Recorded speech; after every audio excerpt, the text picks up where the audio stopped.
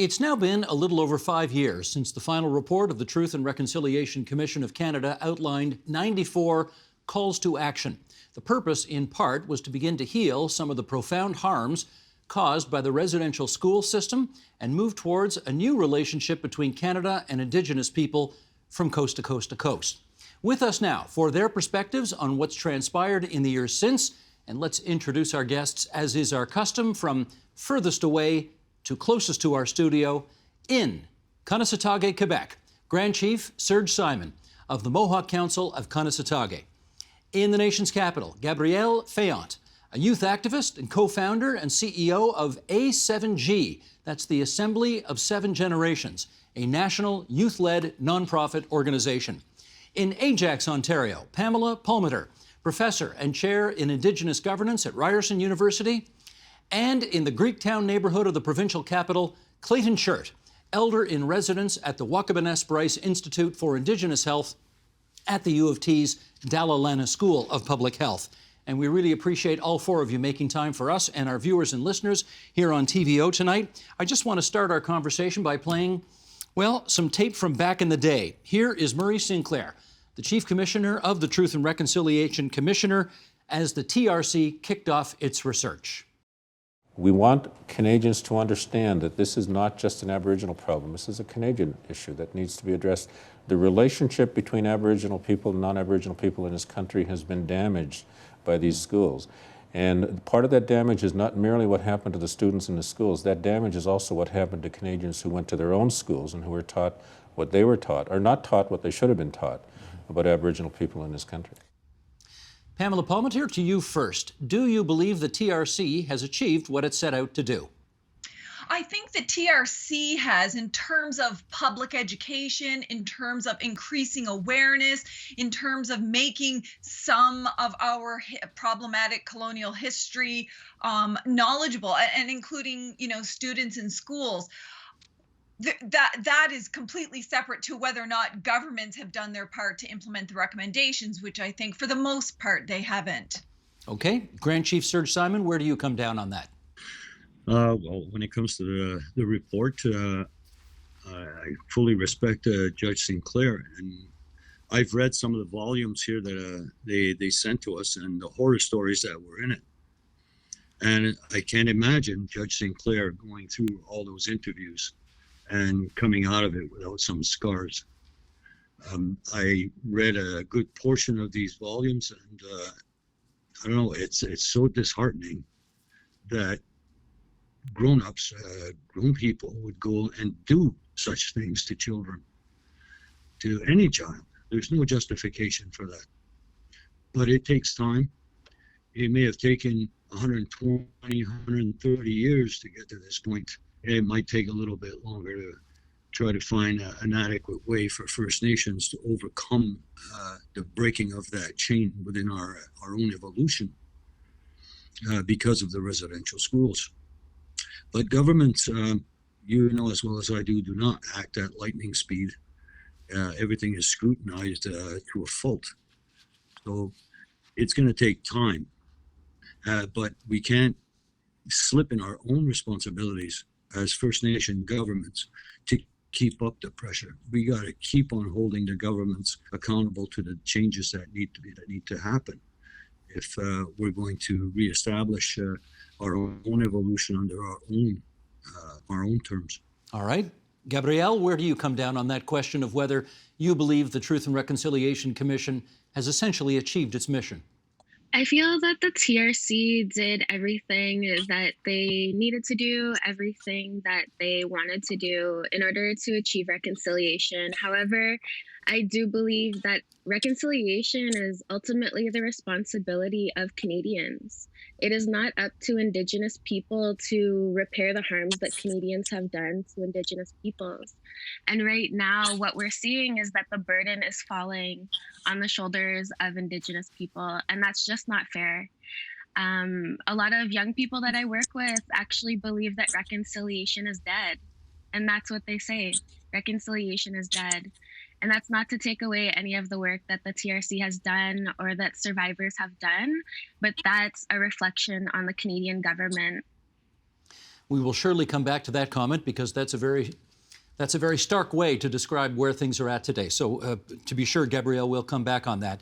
I wanted to give you three a chance to weigh in first, and now batting cleanup, if I can put it that way. Clayton Shirt, you're the elder among us here. Let's get your view on this. Well, first of all, I don't consider myself an elder. I'm just elderly, I guess. I'm getting old. That's the title they've given me and everything. But I don't really recognize myself as an elder. That's my community. They do that. So with that, but I was just thinking about when they came here a few years ago. The commission came and we sat in Queen's Park, and I was part of that. I was doing a pipe ceremony there, and we did the ceremony, and all the ministers, everybody was there, and it was part of it. And so as they traveled, it was really something to see, and I was amazed, and I was very happy to be there. But I knew that this was just the beginning of the beginning, and to just say that it's really important to keep this conversation going, because that's all it is. It's just nothing's been done. That's the reality. Nothing has been done. If that was the beginning of the beginning, where do you think we are right now? We're still there. We're still trying to have that conversation, and we need, and I get the youth, I get their frustration, but it's with us, what we're trying to do, and what I'm trying to do, and other people, is to keep that conversation alive. That's all. It's up to them to take that responsibility and to say, okay, and to have that conversation and keep it alive, because in the reality of all of this, nothing has been ever done yet, right? When it comes to those 94 recommendations and all of this. And so when I talk to so many people, and not native and non-native and all of this, they this government and all the other governments are going to come and go. They always like to write a report, right? And Canada has a history of writing reports, and then they put it on a shelf, right? And then they tell the people that, and then they give this illusion that they give to the people, the citizens, all of these things, that we did something about this. And so they mislead their own people and saying to them, look, we did something. And I get this conversation with them all the time. They said, hey, didn't we do something about this? All right. No. They just wrote a report. Forgive me. Let's go through some of this then, if we can. Yeah. Well, let me just remind everybody, there were a number of general areas that the TRC recommendations tried to focus on: education, language and culture, and child welfare, health, justice, reconciliation. Gabrielle, we will come back to that. Pamela, you're a lawyer, so let's start with justice. What needs to be done immediately today to make Indigenous people in Canada think, we've made some progress on justice? End genocide. I mean, it's as simple as that. It means clear out the prisons, which are stuffed with Indigenous peoples. That includes youth corrections. I mean, the fastest growing prison population is little Indigenous girls. Some of the youth correction centers are 98% Indigenous girls. We need to clear out group homes and foster homes and keep Indigenous children with their families. We need to make sure that all Indigenous people are housed. They have the basics like clean drinking water. The fact that I'm talking to you about clean drinking water seems surreal. And so I think when we're talking about reconciliation, that's where we need to go on the ground, dealing with things like murdered and missing Indigenous women and girls. When we talk about things like a legislative amendment here, a policy change here, and an apology over here, that's all at the high superficial political level. It's not at the ground where the people are. And I would welcome any politician from any level of government to walk into an urban center like Winnipeg, downtown Winnipeg, in a pandemic, in the winter, and take a look at all the Indigenous peoples there and say, we're making progress on reconciliation. And that's literally how stark it is. This is literally about life and death. It shouldn't be in this political realm that it is.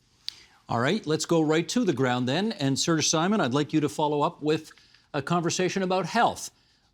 Talk to us about what things are like on the ground, where you are, particularly in a COVID-19 age. Well, like everybody across the country, it's not easy. Here in Quebec, we're seeing 3,000 plus more cases every day. Government's trying to grab a hold of this situation, bring it under control.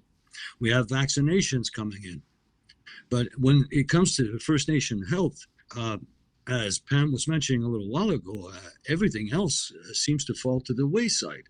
We need palliative care.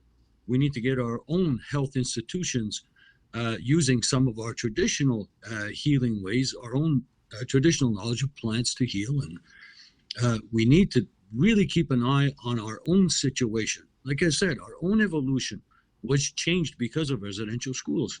Can I just confirm, Grand Chief, you are getting vaccines, though, in your community? We're being told that possibly next month.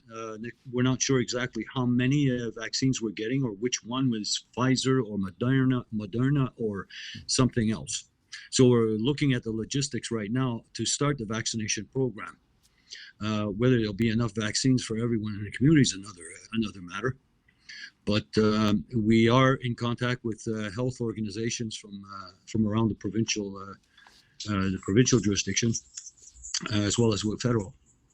So what Pam is mentioning there is, again, the disparity or the lack of prioritizing when it comes to First Nations people, maybe because we're just not that significant in contributing to their economy. So oftentimes we'll fall through the cracks for that very reason. Well, for what it's worth, there's stories in the newspapers today about the fact that seniors who don't live in long-term care homes, they're going to be moving themselves further down they're not moving themselves, but they are being moved further down the list of receiving vaccines, just because there are others that, in the wisdom of health officials, they feel are more of a priority. I don't know. How do you react to that? Well, I think it's up to us to make it the priority. Don't just depend on them. That's the thing about this. We hold the federal government accountable for this or that. Yeah, that's fine. But we have a lot of work to do on our side. And when it comes to implementing our own destiny or our own ways of doing things within our communities, that's up to us. Our own inherent lawmaking authority compels us to do these things for our own people. And you don't always have to take their word for it. Okay, Clayton Shirt, let's look at one of those other areas of recommendation from the TRC, and that was language and culture. Are things better on those two fronts today than they were before the TRC held hearings? Absolutely. I think they are. There was I'm part of that generation that my parents were part of the 60s, right? And there was a large majority of us were gathering our medicines and our teachers and becoming finding our identities, and my parents gave me that. And Murray's part of that, right? He's a little older than me, but he was a good friend of my mom and my dad's, and they were doing that. So that cultural stuff is there. There was a time when we weren't allowed to do this, but we're allowed to be cultural. But then there's cultural, and then there's spiritual. So all of these things, so those things are very important. We're allowed to do those things now, but still things need to be a little more. And all of this. And so I wanted to say this, and I think that one of those recommendations is to talk about that spiritual part, and that what I mean by that is the doctrine of discovery to be denounced. And there hasn't been any denouncement of that. No, out of the Christians who enforced this on us 500 years ago, that is still there. It's in you could ask Pam. It's in there. It's in the Canadian Constitution. It's in the American Constitution. It's in there. So that has to be addressed, and that's a denouncement of that document, right? The doctrine of discovery, and that's what that document says. To what it said, it says we have the right to do whatever we want to anything that's non-Christian, to take whatever we want. And so that's that spiritual part. We had a way of life. It was a beautiful way of life, and we're trying to get back to that, and from coast to coast, from nation to nation, this is what we're trying to do, to allow our youth to say, hey, there's a way of life here, and we're doing this. And so it's so important that we have those supports, and we have our allies, we have our people. And there's, what happened is it wasn't just us. We're not talking about civil rights, human rights, etc. We're talking about our rights. We're talking about as human beings. And that's our way of life. We are the human beings, and every tribe, every nation has had a way of expressing that. I am Cree, I am Anishinaabe, right? I am a human being before I'm my race, my gender, my class, my citizenship, my age, etc. Nothing wrong with those things. They just come second. They all is well. But we are the human beings, and we have a way of being. And this is what we're trying to say to our youth. This is what we're trying to do for our youth. And so with the 94 recommendations, it's part of that. It's just part of that. And so it's so important. And I see that so many Canadians don't understand that. And it's very disheartening when I see that. Because they're saying, well, wait a minute. And I just want to say this. I think it's important. Mm-hmm. And it's very important for us as who we are as Indigenous people. We're the people, and colonialism, colonization, has been trying to erase that memory from us since the beginning. But we've always said we're willing to talk, because we said this in the beginning when the settlers came. We said to them, you have your way of life, we have ours. Let's go down to the river of life together, but you need to stay in your boat. We said this to them in the past, and we keep saying this. We don't want anything different from everyone else, and we want to contribute to this culture. Yeah, I appreciate the metaphor I've heard in the past of two canoes simultaneously going down the river together, side by side, but separate. I understand. Separate. Gabrielle, I got to get you back into this conversation here, and I want to find out more about this group that you've started called A7G. The Assembly of Seven Generations. What's that a reference to? Yeah, so as A7G, we started out really getting a spark from the work of Idle No More and that movement that happened in 2012. It really lit a lot of sparks for Indigenous youth, I think, across the country. And so myself and some young people started to really mobilize. The one thing that we really noticed was missing from a lot of conversations at that time was that there really wasn't a youth voice. So youth were mobilizing, but they really weren't being heard. And so we just started working, and 9 years later, we're here today, and we do a lot of groundwork with Indigenous youth. We do a lot of crisis intervention, unfortunately, and that speaks to the little work that has been done for Indigenous youth. We're still having to intervene in crisis, in suicide, preventing homelessness, helping young people find jobs, all kinds of things that, every Canadian takes for granted. Indigenous youth, us, we have to take the responsibility of doing these things because we have little to no resources, capacity, or support. Gabrielle, can I ask how old you are? I'm 32. How many friends have you lost to suicide in your young life? More than I can count on two hands. Well, that may help explain the comments that you made earlier, which were very stark when you said, in your view, reconciliation is dead. What did you mean by that?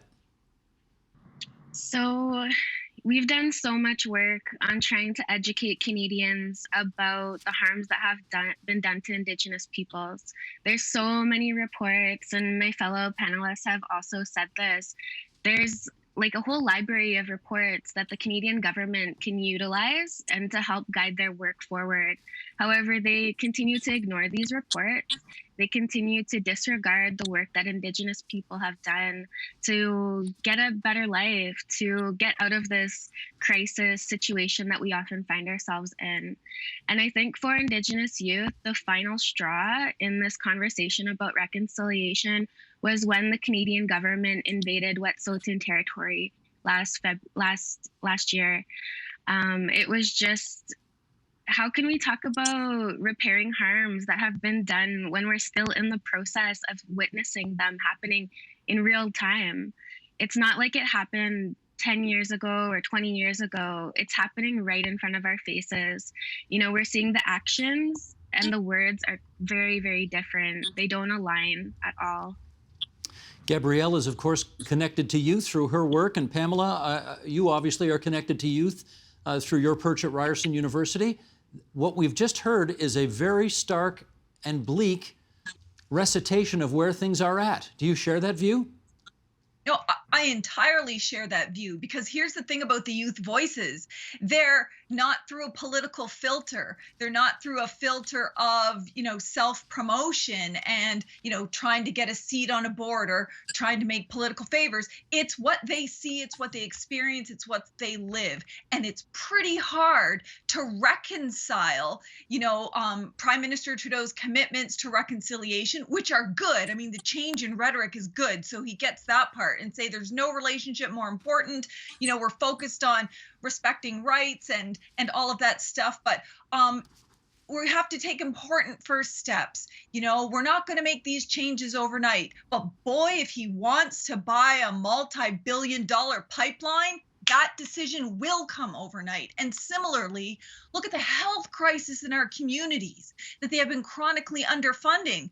But the second there's a pandemic issue, they have the ability to instantly call in the military and provide medical care, but only to certain groups. So the youth see that for what it is. You can't justify that. You can't plead with the youth, oh, just be patient, because they're living that disconnect between the promise and the reality of what they could be doing.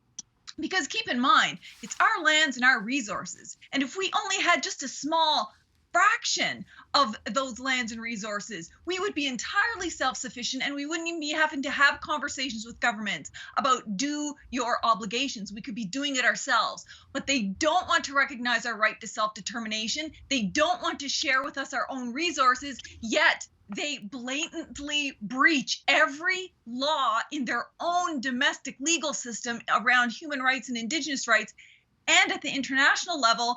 And so we can't win. And youth see that for what it is. They don't have those political blinders on, and they're calling it out. And so when they say reconciliation is dead, we need to be listening to the youth, because we depend on them to be the frontline defenders in the future, like many of them are now. Think about who are all the land defenders and water protectors. They're mostly youth following the lead of other warriors and people on the ground. And so we can't have them losing hope about where we go in the future. But I agree with Grand Chief that, that starts with us. But the government, they have to pick a side. Are you going to do it and do it properly? Or are you going to recognize our right to be self-determining and let us do it the way we want to? Because we certainly couldn't screw it up any worse than they have. Well, Pamela, I hear you.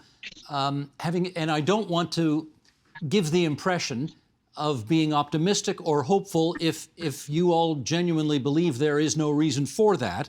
But having said that, can you focus on where things are, for example, in education? You're ensconced at a university, at a very prominent university in this country. Do you see improvements in the education of Indigenous young people since the Truth and Reconciliation Commission calls to action came out? I do. And, for viewers of this show, I want them to understand that what we're talking about here, all of us on this panel and in the larger conversation, our strong criticisms isn't a lack of hope. We're being critically hopeful, which is better than being toxically positive, where you just pretend there's no problems and you pretend everything's okay. We're saying, here's all the problems so we can fix it, and whose role in that. And I have seen an improvement. I mean, the fact that outside of government, you have universities and K-12 schools who have actually embraced the TRC and what it stood for, and its calls to action. And you've seen businesses do that. You've seen community groups. You've seen human rights groups. You've seen lots of Canadians do what the government really isn't doing. And what I would like to see, though, is not just focus on the TRC, but there's a national inquiry into murder to missing Indigenous women and girls that had hundreds of recommendations. The Royal Commission on Aboriginal People, hundreds of recommendations.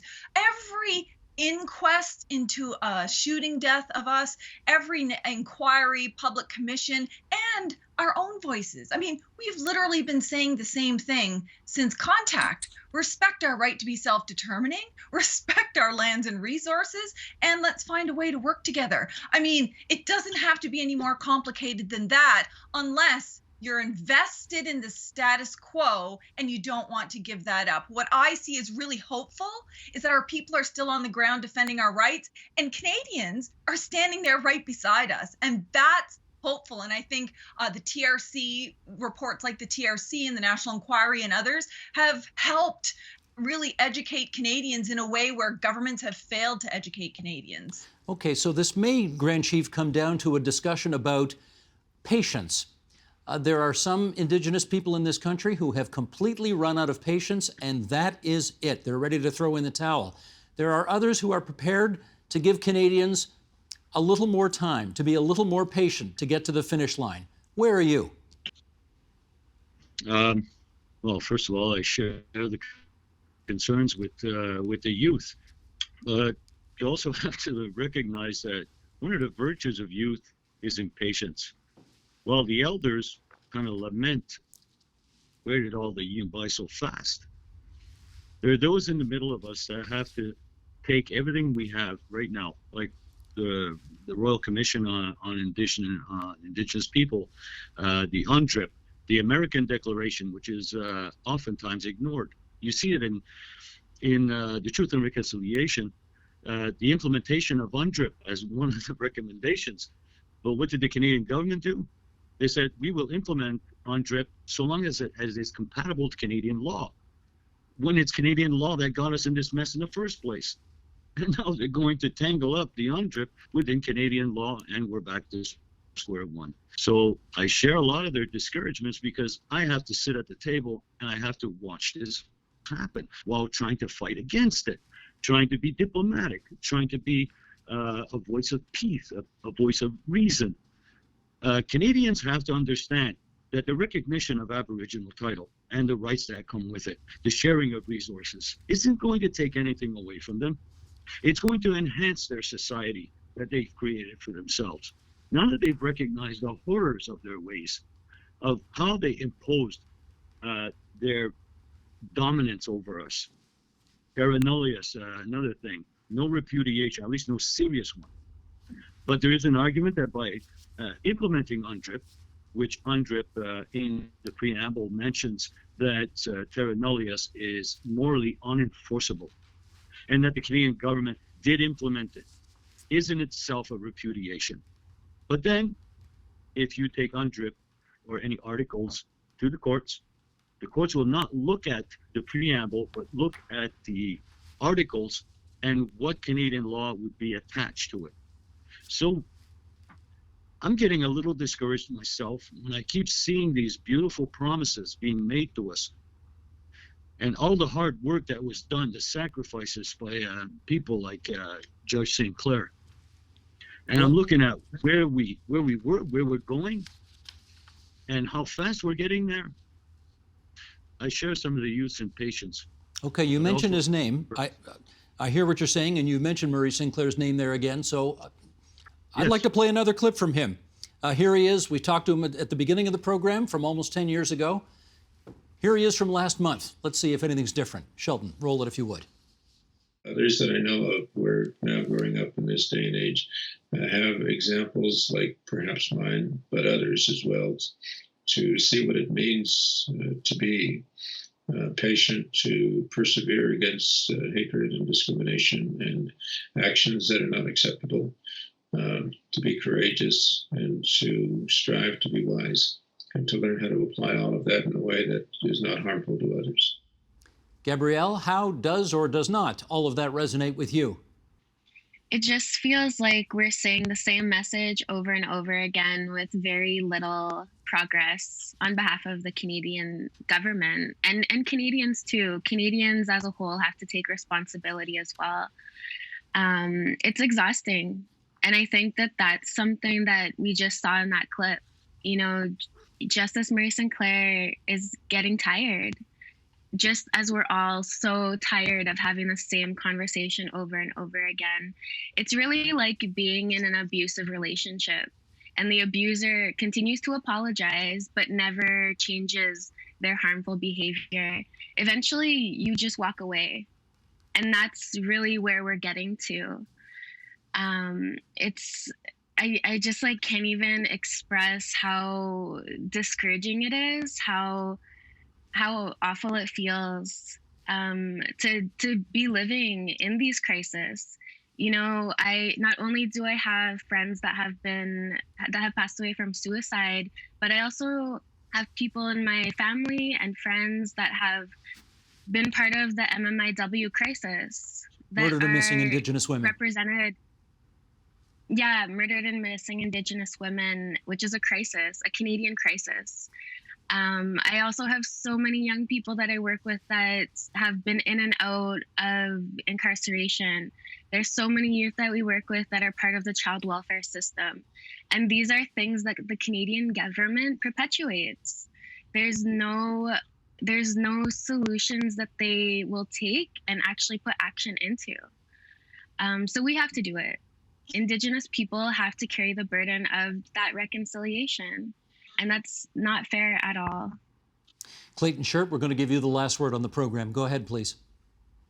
Well, I would just say about reconciliation, you know, I think there's a misunderstanding again about what the word means. You look it up, and I just say this to everyone, I'm going to speak in plain, simple terms. You look the word up, and what does it mean? It just means friendly relations. That's all it means. Truth. And so when I say this, I, as an Indigenous man, I don't have to reconcile with anything. The only thing I have to reconcile with is the impressions left in my mind of colonialism and colonization, all of these things. And I've been struggling with this for my whole life. And I say this, and so that's the only thing as Indigenous people we have to reconcile with. Friendly relations, again, with our spirit, our heart, our body, our mind, to find that balance again.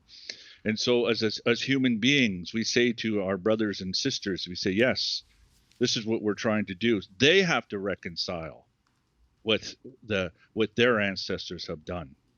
So they have to do that. It's their responsibility.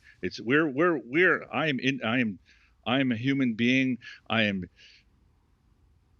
independent but dependent on everyone else, a nation, a tribe, my community. So it's very important to understand that. So when I try to decolonize my mind and I say, okay, this is all I have to reconcile with, is who I am as a human being, as a Anishinaabe man. And so I encourage our youth, right? You guys don't have to reconcile with nothing but that, with those impressions left. So, and of colonialism. So I take great, very, very hopeful, but again, hope has to be based in reality. Because if it's not, then it's just fantasy. And I know that word gets thrown around a lot. And I just say that to the youth. And so the reality is, it is a struggle work, but there is, the Creator has given us something besides life. The greatest gift besides life is our intelligence, our minds. And so I encourage our youth to use that again, do more thinking, right, about this. Don't believe anything they're telling you, right? As Indigenous people, that word belief, again, was never said this here. In Indigenous languages, we don't have a word for that, the word belief. And that word belief is use it cautiously, because this is what they did. They forced us to believe in something we didn't want to believe in. Their way of being, their way of life. And so we need to understand that, and we come to the terms. We know who we are. And this is what we're trying to do. And so I say to our youth to keep going, to keep struggling. And it is going to be a struggle for all of us as human beings. We're in a critical time. The earth is being threatened, etc., all of these things. And so the truth and reconciliation is just a conversation. So I encourage the youth and I encourage everyone to keep that conversation alive, because that's all it is. It's just a conversation. And so we can borrow from the past to be present, to look forward to a new future as Canadians, whatever identity that you want to hold on to. But we know who we are. We are the Indigenous people. So I just want to say that, and I want to say thank you for all these people who come here to speak their truth. And so, miigwech to all of you. Miigwech to you. Let me echo those views, and we thank you for coming into TVO tonight, metaphorically speaking, to have this very important conversation. Clayton Shirt, Gabrielle Fayant, Pam Palmater, Grand Chief Serge Simon, good wishes to all of you, and stay safe out there. Thank you. Miigwech. The Agenda with Steve Paikin is brought to you by the Chartered Professional Accountants of Ontario. CPA Ontario is a regulator, an educator, a thought leader, and an advocate. We protect the public. We advance our profession. We guide our CPAs. We are CPA Ontario. And by viewers like you. Thank you.